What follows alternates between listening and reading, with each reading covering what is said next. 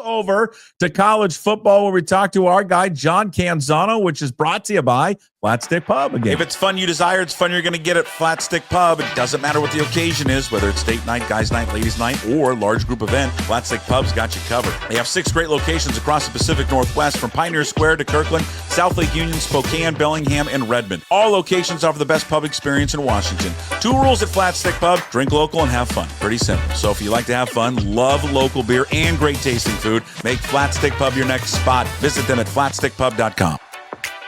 And here he is, John Canzano from johncanzano.com. Of course, you can follow him on social media, John Canzano BFT. And, of course, all of his work you can find, as I mentioned, johncanzano.com. You can listen to him, too, at the Bald Faced Truth down there in Portland, Oregon, 750 The Game. He joins us every week to talk college football, brought to you by Flat Stick Pub. Where do you want to start? UCLA, was that the story of the weekend? Yeah, it has to be. I mean, the fact that Penn State goes in there and allows Oregon to beat them for a second time, I mean, there's no other way around that. Like, James Franklin and Penn State lost that game in part because, they were still reeling from that Oregon loss, and they looked past a UCLA team that packed a little bit of a punch, gave them a little bit of hope at the beginning of that game, and hope is a dangerous thing, as Shawshank Redemption taught us. So my favorite movie. Good for UCLA. Fun to see Rick Neuheisel. How about that? Real parent moment. All parents can relate to the fact of seeing your kid do something that they're born to do. Such a joyful thing. I sent Neuheisel a text. I was happy for him, dad to dad, right? And then just it to me, it makes me think about the larger ecosystem of college athletics. We see stuff like this in the NFL. You see bad teams that on a given day will rise up and beat a good team. We didn't used to see it that way, but Roger Goodell's league has become about parity and fostering parity, and everybody being about 500 or a little above, everybody feeling like they have a chance.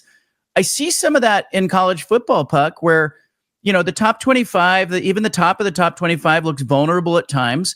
Even Alabama has had its moments. Penn State has had its moments. Texas out of the top 25.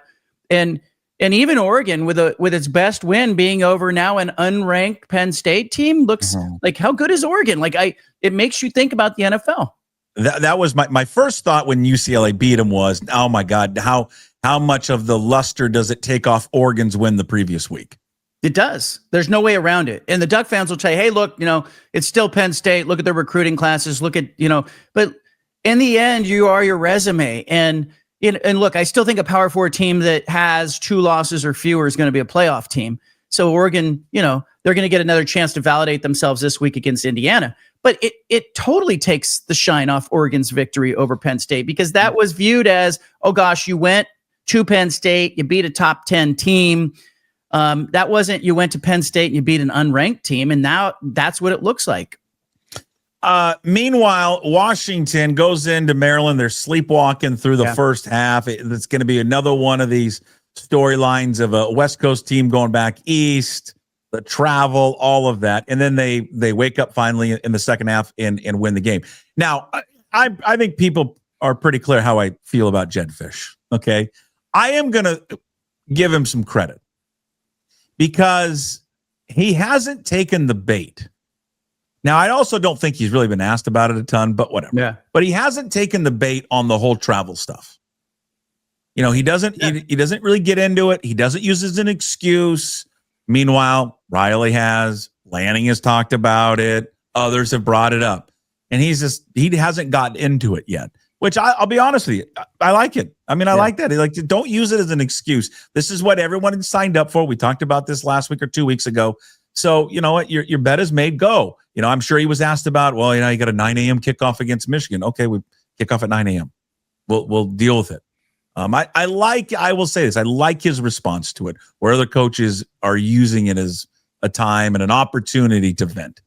I think that Jedd's being smart here, because if you give your team an excuse, they're going to take it. You give a kid an excuse, they'll dwell on it. And the way that Dan Lanning positioned it is, I think Dan Lanning is talking to the schedule makers in the future, trying to put some pressure on them that, hey, we don't get the Michigan and Ohio State treatment, and Oregon probably feels like it should. But again, I'll go back to the old world Pac-12. You wanted that treatment. You had it in your old conference. USC had it in the old conference. Washington would have got it. Anybody think Washington would have been sent on the road to play against a team that is enjoying a double bye and hosting a home game against you? That's what happened. Washington has the rawest schedule in the Big Ten Conference. It's just an epically poor schedule, and Jedd's not making it a talking point because he needs his guys to perform and focus, and they did. Give them credit. They went and won that game, and that is a decent Maryland team with a good quarterback. Yeah, it was just a good win for them. They secured the victory, and we'll see what it means, I think, for them moving forward. Oregon State making more changes, right? They fired the special teams coach. I mean, at what point, I think Bray is a good coach, and I think he means well and all that, and probably won't make a decision. I think we've talked about the financial implications of it. Before we get into, I don't want to get into that, but can they win a game this year? Yes, they can win games. They should be. The talent on this team should be 3-3, 2-4. Worst case scenario, the talent's good enough. But the coaching staff's 0-6. That's the problem. Like, the special teams coach should have been fired after the second week. And this is what I don't like about the Sunday announcement after you're 0-6. You're throwing the special teams coach to the wolves. I mean, that's what you're doing. The fans are so frustrated. It wasn't lost on me. Jamie Christian's the special teams coach. It's Dennis Erickson's son-in-law that they are throwing to the wolves. They're basically saying, hey, we're gonna part ways with the special teams coach. Yeah, should have done that in week 2. That would have been proactive, but you waited. Now you look really reactive, and you look like you're just trying to give the public something. Here's our sacrificial lamb. Let's throw him out there. And then, look, I don't know if Trent Bray is going to be a head coach long term, but I do know Oregon State's painted into this deal. They owe him $3.6 million. If they try to fire him, they can't fire him. So they're going, hey, what can we do here? And so they're kind of rearranging the deck chairs a little bit. Yeah, well, they got two games there with Washington State coming up later in the season. Speaking of the Cougs, yes, they are. I mean, I think it's 32.5 right now. I am very curious. Are you going to make this game one of your picks later? Yeah, I will. And right now, I would lean to the points, man. That's a lot of points. You take the points? That's a lot of points. And look, Jimmy Rogers has found his quarterback, and people keep saying, what is this team? He's found his quarterback. This is better than the team that maybe didn't look good in the first couple weeks of the season, better than the team at North Texas that got blown off the field. I think they're a little better. They're also rested. And, these 2 games against Mississippi and Virginia, they're not going to win either one of these games. But I'm looking down the stretch at their schedule, and I'm seeing that this is a team that could win 6 or 7, I think. And I think they could be bowl eligible. I think it's out there for them. Problem they're going to have, one of the problems they have is they're going to get Oregon State, I think, after Oregon State gets right. And you want Oregon State now. Like, you play Oregon State in the home in the next 2 weeks. Right. You might pencil in 2 wins. But so I'm going, do they split those games? Do they win them both? We'll see. But I think it kind of pencils out for Jimmy Rogers to be bowl eligible. And Puck, at the beginning of the year, I kind of was thinking 3 or 4 wins, and they're going to get to 6 or 7. That's a good season. I think it'd be a very successful season. They get to 7 wins and are bowl eligible. I think that's an absolute home run for this staff. 75 new players with the schedule too. I mean, it's a brutal schedule, and so lines up for them. They have some winnable games coming. So does Oregon State, though. Oregon State's going to play Lafayette. Oregon State's going to play Sam Houston. That's a winless team. They've got some real opportunities, but Oregon State should have beat Fresno State, should have beat Appalachian State, should have beat Houston. If they could kick a field goal, they should be 3-3. How do we judge success? Usually you judge success by a win. Now, I love the Cougs. Yeah. I don't think they got a 1% chance to win the game, according to ESPN's analytics. How do we judge success, though, this Saturday? I think they have to look passable on the offensive side of the ball. Like, can they move the ball against this kind of, because the physicality is going to be where they get in trouble. They're going to lose the line of scrimmage. And so that becomes a real problem for any football team. But do they look passable? Do they look like they have an idea? Do they play a well-organized game? Can they put together a drive, especially if this game starts to get out of hand? Can they put together some drives late and move the football? And frankly, successful to me is get out of there healthy, because you've got the QB. You don't want to have your whole back end of your season derailed by not getting healthy against Mississippi and losing a player against Mississippi or Virginia. Yeah, absolutely. All right. What is, you caught up with Mario Cristobal, I believe, on your show yesterday. I watched a good chunk this weekend of Miami and Florida State and was just blown away. I mean, they look like an NFL team. Yeah. I mean, the physicality. I mean, the system they run is very pro-like, but just the physicality, especially on defense. I mean, my God, they've got some dudes on there that can just move and go. I think there was always a doubt, and with Cristobal, could he be a head coach? Could he assume that role? And there was some up and down moments at Oregon, and has been some up and down moments at Miami. But it takes people a few years at whatever they do in any profession to get their feet under them. What has changed with him, since he last coached in Oregon and now his time at Miami? At least what you took away from it. Well, he wins games when he has the better players. And he's one of those, okay? And so he's not going to outfox somebody in a game X and O situation. So he wins those games in recruiting. He wins them in the portal. He wins in the NIL cycle. And he's got, a machine at Miami that, a deep-pocketed booster has funded. And so, he left Oregon, and I think he left Oregon for the one other job that I think in this time has benefited greatly from the climate in the Wild West feel of it. Like, Oregon with Phil Knight and Miami with John Ruiz, you have these two collectives that have just soared. And Miami has a chance. There's a window right now with Miami, and Oregon has a chance. There's a window. But Mario Cristobal still is Mario Cristobal. He had Justin Herbert in a straitjacket. He lost games at Oregon that he shouldn't have lost. And so I think the criticisms of him as a game manager and a coach are still valid. And you saw it in this Florida State game. They are winning this game and dominating it through three quarters. He gets outscored 19-0 in the fourth quarter, and he's holding on with both hands at the end of that game, Puck. And I saw that. I saw that so many times at Oregon where he's just trying to shorten the game.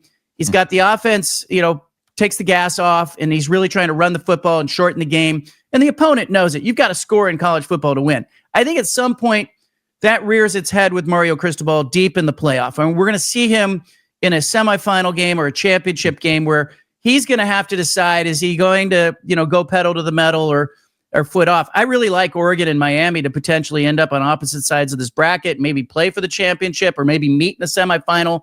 I think that would be a fun matchup. But Cristobal was great. I mean, he talked with a lot of candor and humility about his time at Oregon.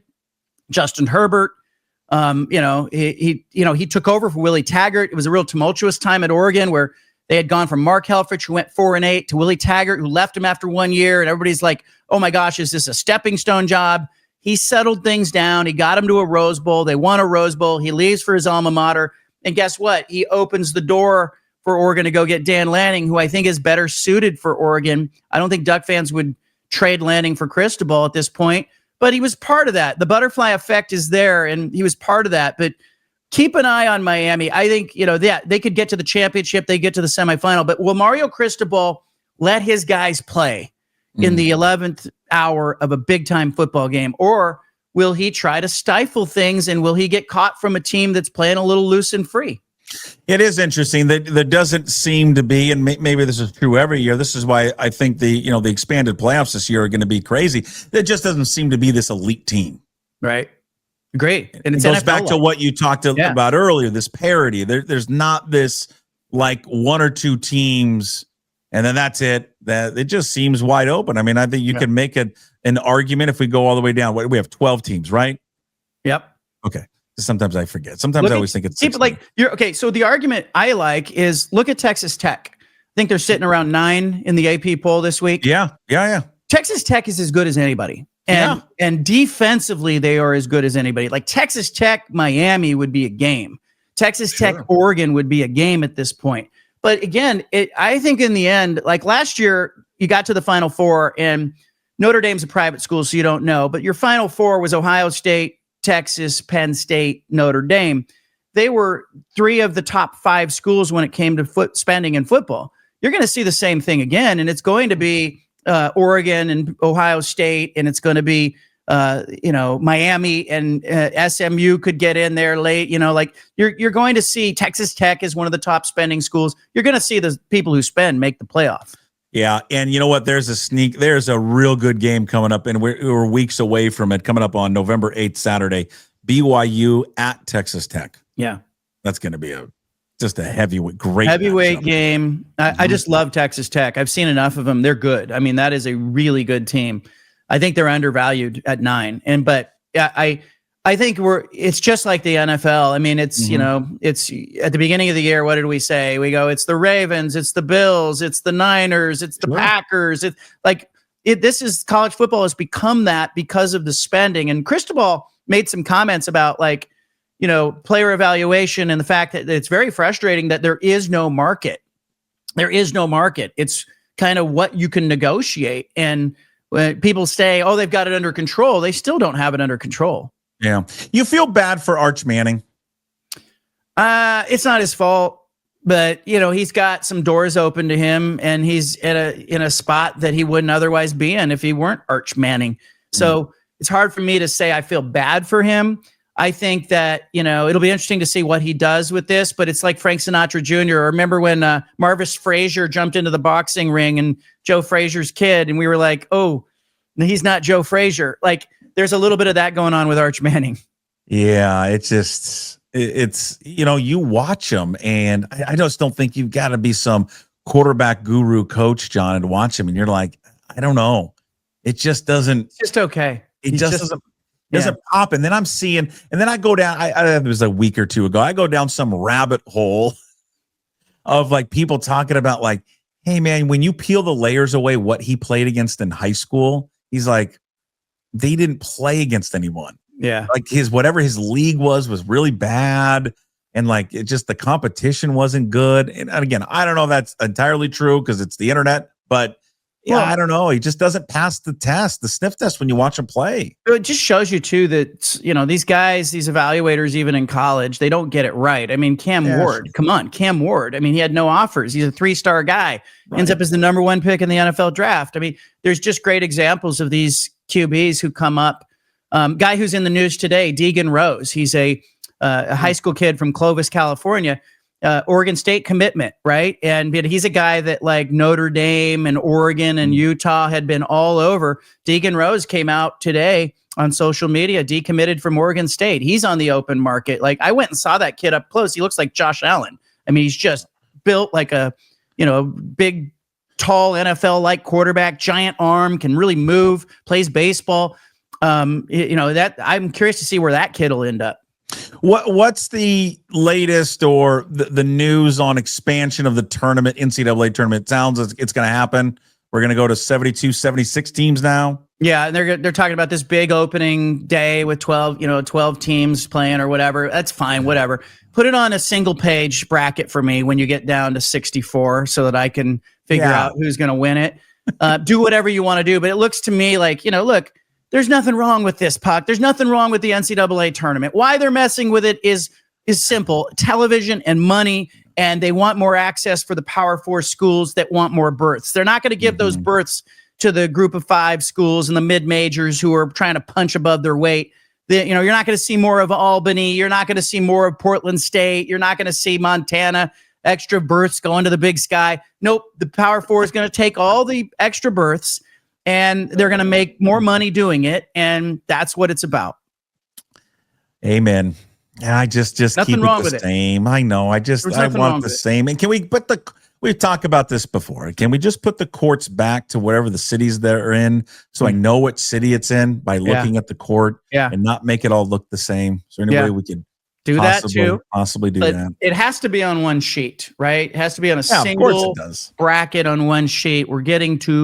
We're messing this up like we do everything. Parents, we ruin everything. Of course, TV, you're ruining everything. You are the parent in sports. No, but not sometimes TV. Yes, but I'm late to this, and I know you like a good series. You like something good to binge. Yeah, I know you.